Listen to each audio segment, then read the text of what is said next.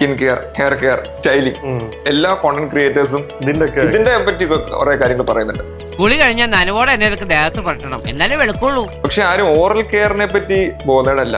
ഇവർക്ക് ഇതിനെ പറ്റി വലിയ ധാരണ ഇല്ലാത്തോണ്ടാണോ? ചിലപ്പോ വലിയ റീച്ച് കിട്ടാത്തോണ്ടും ആവാം. ഇന്നത്തെ വീഡിയോ നിങ്ങൾക്ക് എല്ലാവർക്കും ഇഷ്ടപ്പെട്ടെന്ന് കരുതുന്നു. ഇഷ്ടപ്പെട്ടെങ്കിൽ ലൈക്ക് ചെയ്യുക, ഷെയർ ചെയ്യുക. നോർമൽ ഓറൽ കെയർ എന്ന് പറഞ്ഞാൽ എല്ലാവരും ബ്രഷിംഗ് മാത്രമേ ഉദ്ദേശിക്കുന്നുള്ളൂ.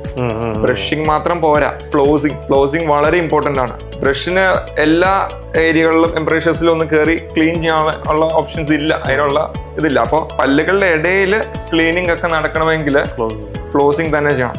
ഇപ്പൊ ഫ്ലോസിംഗിന്റെ ഇലക്ട്രിക് ടൈപ്പ് ഫ്ലോസിംഗ് ഒക്കെ ഇറങ്ങിയിട്ടുണ്ട്. അല്ലെങ്കിൽ പണ്ട് കൺവെൻഷണൽ വാട്ടർ ഫ്ലോസിംഗ്, പിന്നെ കൺവെൻഷണൽ ആയിട്ടുള്ള. പിന്നെ വേറെ ഇത് ബ്രഷ് ചേഞ്ച് ചെയ്യണമെന്നും ആൾക്കാർക്ക് അറിയില്ല. വെച്ചോളൂ, എന്നും തേക്കുമ്പോ എന്നെ ഓർത്താ മതി. ഐഡിയലി ഒരു 3 to 4 മാസത്തിനുള്ളിൽ നമ്മൾ ബ്രഷ് ചേഞ്ച് ചെയ്യണം.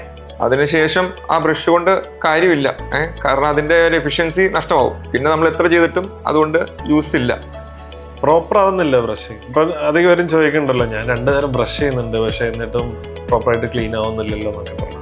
ഒന്നുകിൽ ബ്രഷിങ് ടെക്നിക്കലി പ്രശ്നം ഉണ്ടാവും, അല്ലെങ്കിൽ ഈ പറഞ്ഞ പോലെ ബ്രഷ് ചേഞ്ച് ചെയ്യുന്ന കാര്യങ്ങളിലും അത് അവെയർ അല്ലാത്തതിന്റെ പ്രശ്നങ്ങളായിരിക്കാം.